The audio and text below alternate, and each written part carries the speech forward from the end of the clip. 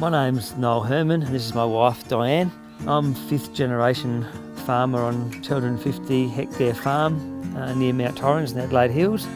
We mainly run beef cattle, Angus Murray Grey and merino sheep for their wool and their meat.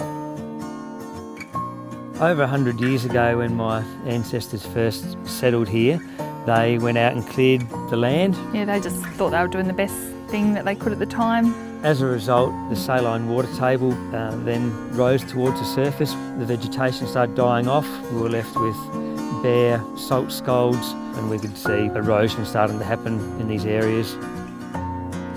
So it was back in the mid-1990s, my dad realised there was this problem occurring. We were able to access funding to fence these areas off. Yeah, and by fencing off these areas, it kept the stock off and prevented the problems getting worse.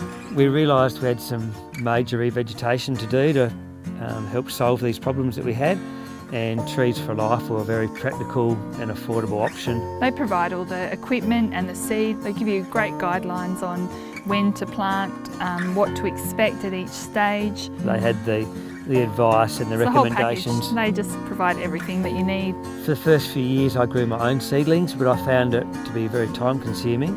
So then they set us up with their volunteer growers, and they did an excellent job of growing seedlings for us. We've had a few different volunteer growers over the year. They've all been really dedicated, especially Alan. He was really interested in what we were doing with them and the future of those trees that he'd nurtured. It was more than just a transaction. It wasn't them just providing us with the seedlings, and we knew if we run into problems, they were just a phone call away.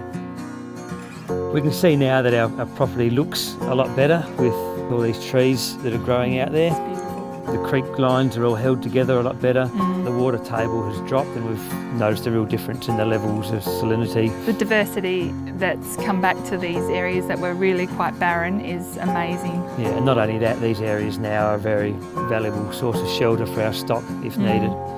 And now our kids, they love coming out in the paddock and playing in the creek and running through this forest of trees that we've got.